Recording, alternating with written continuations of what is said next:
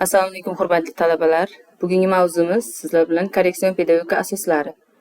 Rejamiz korreksion pedagogik fanlarning tarmoq sifatida korreksion pedagogikaning asosiy vazifalari, tamoyillari va metodlari, anomal bolalar va ularning umumiy tavsifi, aqliy zaiflikning psixologik pedagogik xususiyatlari, uning paydo bo'lish sabablari va oxirgisi nutqda nuqsoni bo'lgan, eshitish, ko'rish qobiliyati buzilgan va tayanch harakat apparati buzilgan o'quvchilarni korreksion o'qitish yo'llari.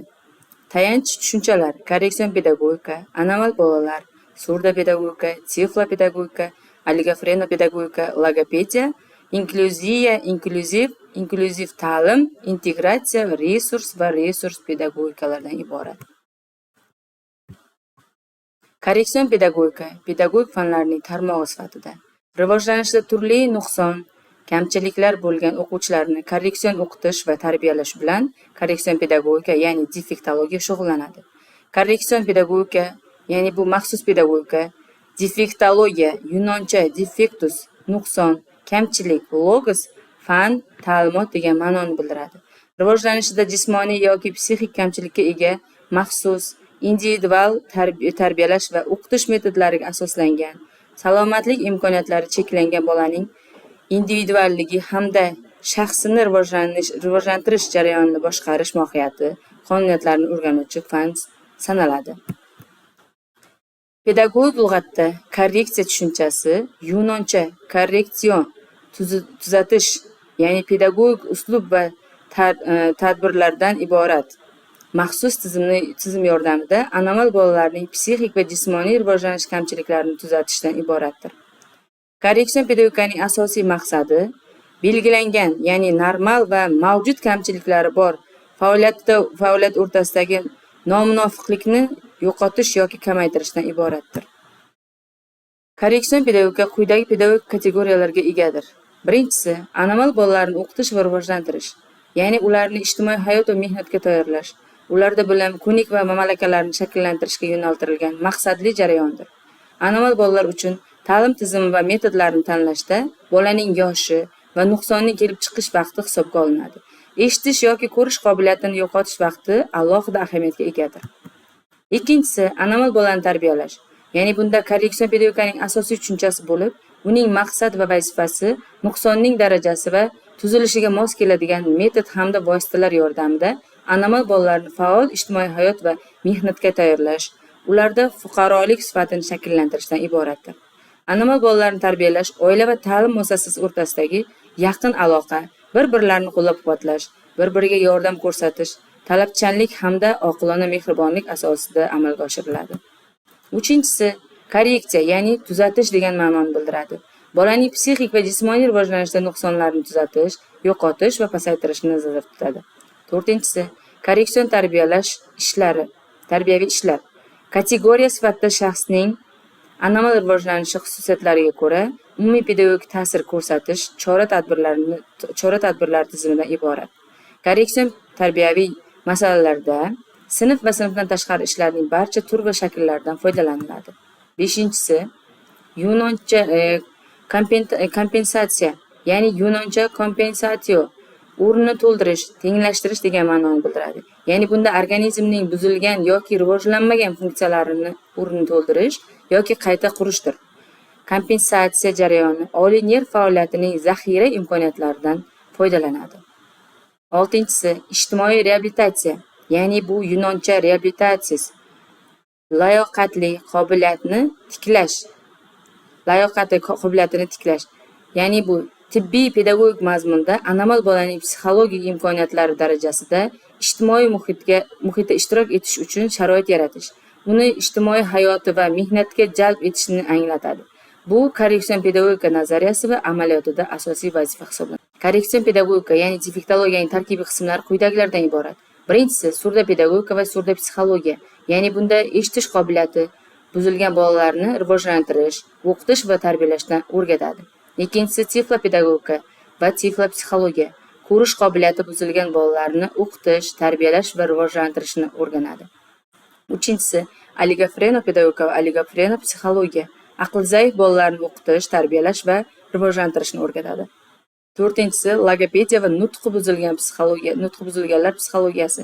Nutqida nuqsoni bo'lgan bolalarni o'qitish, tarbiyalash va rivojlantirishni o'rganadi.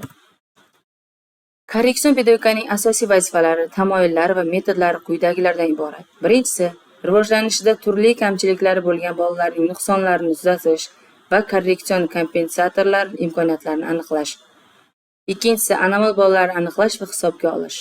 Uchinchisi, rivojlanish anomaliyasi, erta diagnostika qilish metodlarini ilmiy jihatdan ishlab chiqish. To'rtinchisi, bolalarda rivojlanish nuqsonlarini tuzatish, yo'qotish yoki kamaytirish bo'yicha chora-tadbirlarni ishlab chiqish. Beshinchisi, anomal bolalikning oldini olish bo'yicha profilaktik chora-tadbirlar tizimini ishlab chiqish. Oltinchisi, anomal bolalarni rivojlantirish va uni ijtimoiylashtirish jarayonini samaradorligini oshirishdan iboratdir. Anomal bolalar va ularning umumiy tavsifi deyapti.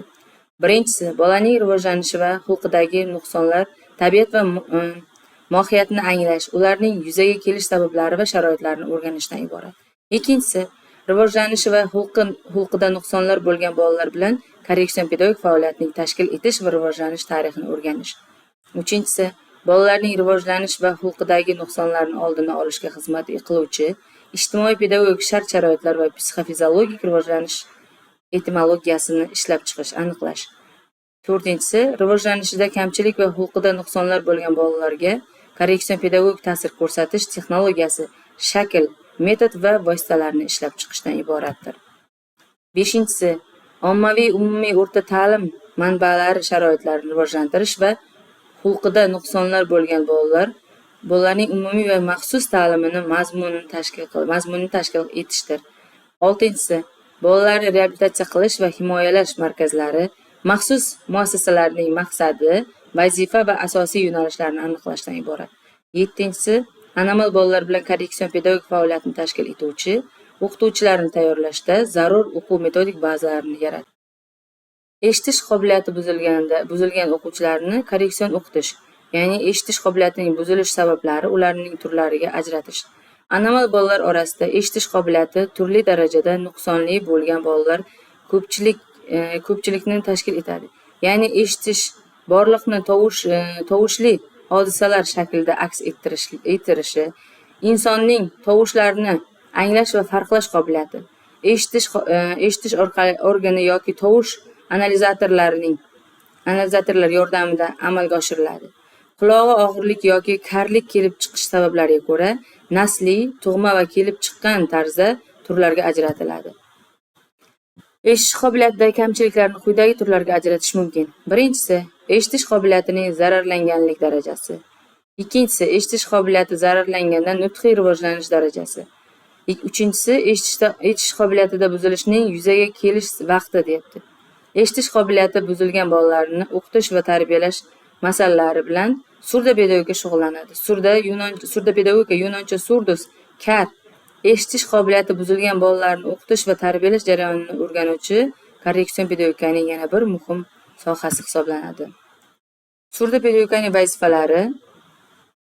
Birinchisi, eshitish qobiliyati buzilgan shaxslar, ularning individual xususiyatlari, shuningdek eshitishi, nutqi buzilishi xususiyatlariga ko'ra ularni o'qitish qonuniyatlarini pedagogik jihatdan o'rganishdan iboratdir. Ikkinchisi, eshitish qobiliyati buzilgan buzilishida turli kategoriyalardagi bolalar uchun maxsus ta'lim mazmunini ishlab chiqish va ilmiy jihatdan asoslash va amaliy amalga oshirishdan iboratdir. Uchinchisi, eshitish qobiliyati buzilgan shaxslarni o'qitishning didaktik va maxsus metodlarini yaratishdan iboratdir. Va to'rtinchisi, qoldiq eshitish qobiliyatini rivojlantirish bo'yicha maxsus ta'lim texnologiyalarini yaratish, pedagogik sog'lomlashtirish tadbirlarini tashkil etish va boshqalardir. Inklyuziv ta'lim va uning maqsad vazifalari quyidagilardan iboratdir.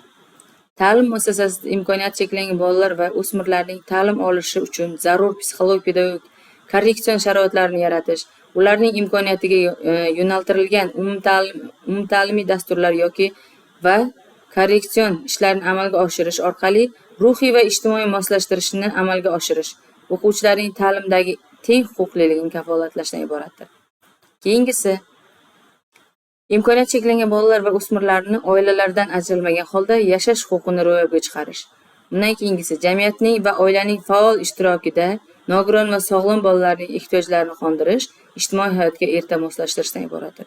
Va oxirgisi jamiyatda imkoniyati cheklangan bolalar va o'smirlarga nisbatan do'stona va mehr-muhabbat munosabatlarini shakllantirishdan iboratdir. Inklyuziv ta'lim tushunchasi bu inklyuziv ta'lim ingliz tilidan olingan bo'lib, inklyusion uyg'unlashmoq, uyg'unlashtirish, qamrab olmoq, qamrab olish ma'nolarini bildiradi. Nogiron va sog'lom bolalar o'rtasida to'siqlarni bartaraf etish, maxsus ta'limga muhtoj bolalar, o'smirlar rivojlanishida uchraydigan nuqsonlar yoki iqtisodiy qiyinchiliklardan qat'iy nazar ijtimoiy hayotga moslashtirishga yo'naltirilgan umumta'lim jarayoniga qo'shishni ifodalovchi ta'lim tizimidir. Rahmat e'tiborlaringiz uchun. Bugungi mavzu shundan iborat edi. Nazorat uchun savollar va topshiriqlar quyidagilardan iboratdir. Bu yerda ko'rishingiz mumkin 12 ta nazorat savoli berilgan. Birinchisi, korreksion pedagogika fani nimalarni o'rgatadi? Korreksion pedagogika fani yana qanday nomlar bilan ataladi? Korreksion pedagogikaning qanday sohalari mavjud? Korreksion pedagogikaning asosiy vazifalariga nimalar kiradi? Korreksion pedagogikaning asosiy kategoriyalariga nimalar kiradi va hokazolar shulardan iboratdir. Hurmatli o'quvchilar, bugungi mavzumiz shundan iborat edi. Rahmat e'tiborlaringiz uchun.